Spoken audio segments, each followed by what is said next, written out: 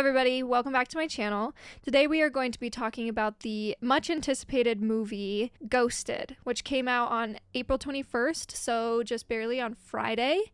And I'm just going to give you my thoughts, my opinions, if you should or should not watch this movie. So let's get into it. To start off, this movie is starring Chris Evans and Ana de Armas. So the movie starts off with Chris Evans' character named Cole meeting Ana de Armas' character Sadie, and they go on a date and they have the best date or day together, and she says that she is a art dealer. The next day, Cole starts texting Sadie a bunch of times,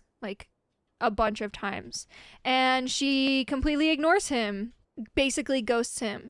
He has an air tag on his inhaler and she has his inhaler in her backpack, so he sees that she is in London. So he decides to get on a plane and go all the way to London to go and find her. When he finds her, he gets a little bit more than he bargains for, and he finds out that she is a spy. A lot of fun stuff ensues, and bada bing, bada boom. Do they end up together? Who knows? You'll have to watch the movie to find out. So, without any spoilers, my review on this movie is actually not really a positive one. This movie was okay in some areas. At best, it was okay. Everywhere else, it was kind of boring, kind of forgettable. I would probably agree with the critic score being so low. It's like a 31 or something like that. So I agree with that. Watch at your own risk. It's not very good. And if you don't want to know anything about spoilers, I would stop watching right here. Go see for yourself if you like the movie. But if you're okay with spoilers, or if you've already seen the movie, then continue watching, because I will deep dive into why my opinion of this movie is so low.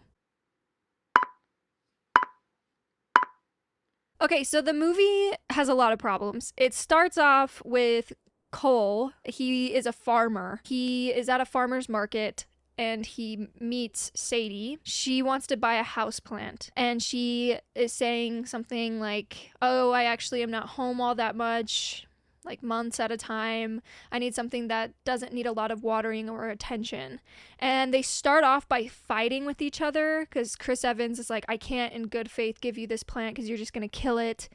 And Ana de Armas' character is like, "Well, who cares, whatever." So he's like, "How about you just get a cactus?" And then she leaves all put out. And then he follows her to her car and is like, "Hey, I'm really sorry about all that. I just thought like maybe there was something there between us." They were fighting the first time, like the first 5 seconds of meeting each other. It was so like, whatever. Anyway, so she's like, "Fine, how about right now? Like, let's go get coffee right now." While he has a booth at a farmer's market, like his source of income. And he just is like, "Yeah, sure, let's go." And he's super, super needy. And you get that, like, that sense of it.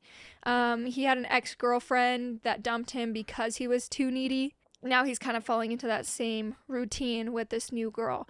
So, but they end up having this super great date, and they spend the night together. Wink, wink. The next day, as I said earlier, he bombards her with text messages. His sister says, like, "You better just only text her one time." He's like, "Yeah, I've only texted her once," with a couple emojis. And then it shows his screen, which was actually pretty funny, and it's just like paragraph after paragraph after paragraph with like a bunch of emojis. So it was pretty funny. And his mom is this hopeless romantic. He was working on the farm and he gets out of breath, so he's like, "Oh, I need my inhaler." So he clicks his air tag and sees that it's in London.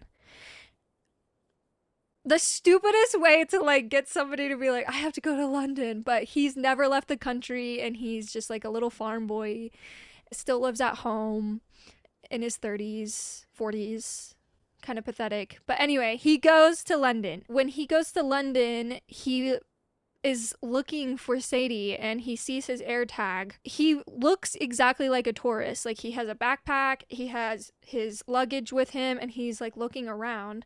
And then all of a sudden these like men come out of nowhere and abduct him and like tranquilize him. And they say he is the tax man, which makes no plausible sense because there was a whole bunch of tourists that left like 2 minutes earlier. So why would they just assume that he's this big bad man? Anyway, I'm getting ahead of myself, whatever. They take him into this weird lab with all these bugs, and I hate bugs more than anything, but all these bugs are like super poisonous, and the torture methods are like this murder hornet and these fire ants, and it's so gross, and this really gross centipede thing.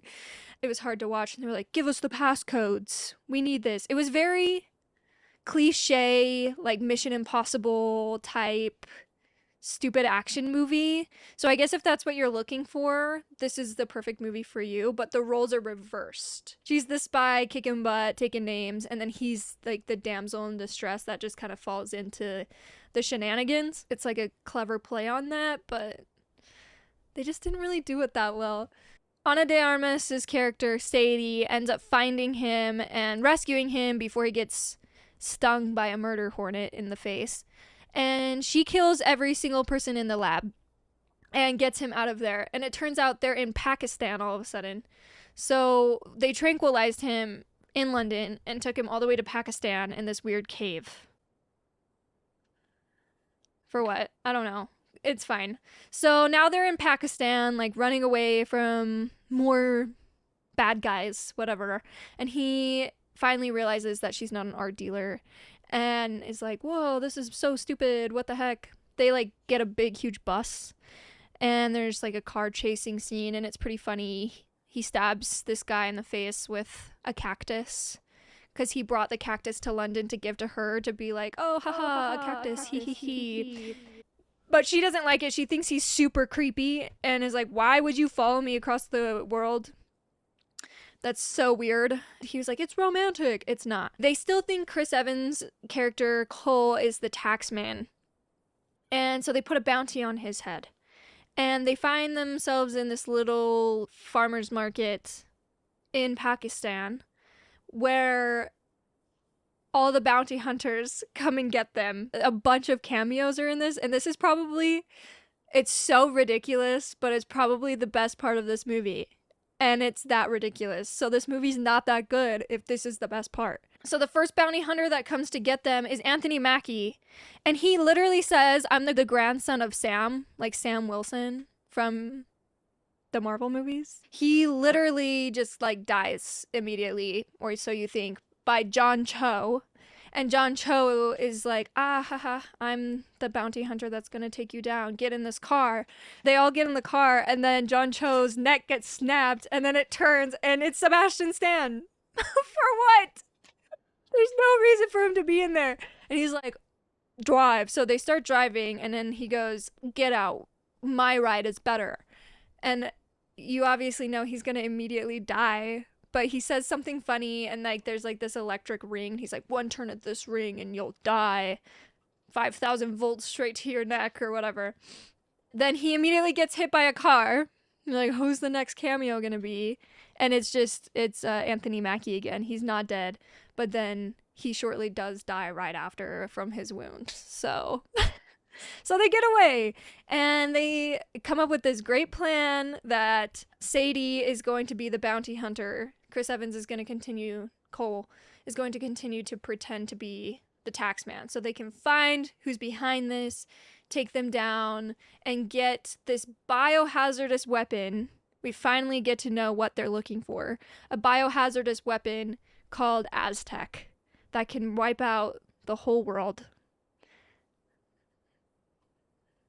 So you're like 1 hour in and now you finally figure out what the problem is, and it's so dumb. Anyway, whatever. So they go and they find the bad guy. She pretends that she's the bounty hunter. Then they get put on a plane. The bad guys are going through Cole's phone and they see a picture of Cole and Sadie sleeping. Well, Sadie was sleeping and Cole smiling. So now they're caught. And they realize that they were trying to like trick them. So they do this whole fight scene. It's a typical action movie. And then they jump out of the airplane. And they land on a deserted island. There's this whole thing where it's like you would choose your mission over the people you love. Because it shows her ex-boyfriend like lost a hand. and she chose the mission over his hand and like didn't give up all this information. He's like, what if it was between me and this? And she said like one person over millions of people dying. I'm gonna choose the one that saves millions of people, meaning that she would kill him if necessary. So she triggers this device that gets the CIA to come and find them on this deserted island. Right as the CIA or Marines, I think it's the Marines that go and save them. Doesn't matter. As soon as they go and find them, the bad guys also find the island. How? Who knows? It doesn't matter. And the bad guys get the case, but then there's some bad guys that are about to kill Cole. And she has a change of heart moment where she decides that she is going to rescue Cole instead of the biohazardous weapon.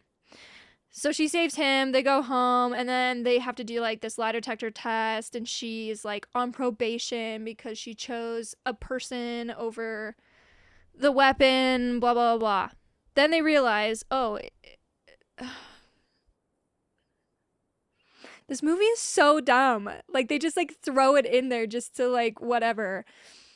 They're like interrogating Cole, and they show him all of the pictures of like the dead people Sadie has killed.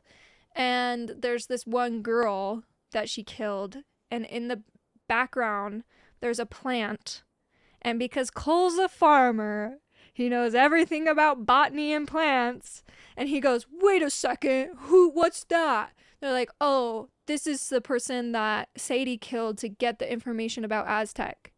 And he goes, well, that plant was used on sacrificial, like, on like sacrifices by the Aztec. They would feed people this poisonous plant and they would die. And this is like an Aztec plant. So that must be the password to the case that allows them to get this biohazardous weapon. So we need to get the DNA from this plant. So they get the DNA from the plant. And they're like, hey, we gotta bait and hook the bad guy. So they do it, and they go to this restaurant that's like on this spinning thing. Like, it slowly spins around the city so you can see like the city skyline. And they kill all the CIA agents. So Cole is left alone. So he's just trying to stall, and he's like, she's gonna come for me, she's gonna come for me. But she's on probation. All of a sudden, they're all talking, and they're like, give us the code, give us the code. And he's like, okay, the code is, and then all of a sudden she walks in with a hot dress on. Very, very like James Bond, but stupid. She's like, hi guys. And they're like, wait a second. You are the tax man, aren't you? And they're like, so who's this guy? And she's like, that's my boyfriend. Even though they hate each other and they're fighting like nonstop. It makes no sense. She's like, that's my boyfriend. And he goes, damn straight. So stupid. And then they start fighting, bada bing, bada boom. She puts a bounty on the bad guy's head, so all these bounty hunters come out at the restaurant. Like, they're just like at the restaurant conveniently. Chris Evans' character like runs down the stairs and then goes into the mechanic's closet, and something gets triggered so that the spinning building starts spinning super, super fast. And it's like one of those rides that you get stuck to the wall. And Ryan Reynolds is there for some reason. And he is Sadie's ex-boyfriend that lost an eye, an ear, and his male parts. And it's pretty funny, but he's in there for like 2 seconds and then he immediately dies. And then they get the biohazardous weapon. They go home. She meets his parents. She's still lying that she's an art dealer. And they travel around the world together so that he can make his History of Plants book. And that's it. It is so dumb. And I was actually looking forward to it as well, because I love both Ana de Armas and Chris Evans. And I thought they were great in Knives Out together. So I don't know why I thought that this movie would be anything worse than amazing. But it was so bad. And I don't recommend it at all. And I would probably give it a 50, which the audience score is like a 65 or something like that. Critic score is like a 31. I'd give it like a 50 or 40. It was so bad. It was so dumb. I would never watch it again. So if you have an Apple Plus subscription, probably skip that one. If you don't have an Apple Plus subscription and you've been dying to watch this movie, don't waste your money. It's not worth it. That's pretty much it. That's my heated rant about how dumb this movie was and how disappointing it was, and I want my 2 hours back because it was a long movie. So, if you would like to see more content like this, please like and subscribe. And if you want to go check out an actually good movie that came out on last Friday, the 21st, then you should go see The Covenant with Jake Gyllenhaal. That was an amazing movie. It deserves like 100% on Rotten Tomatoes. I have no complaints about it. So watch a good movie, not a bad movie, and I'll see you next time.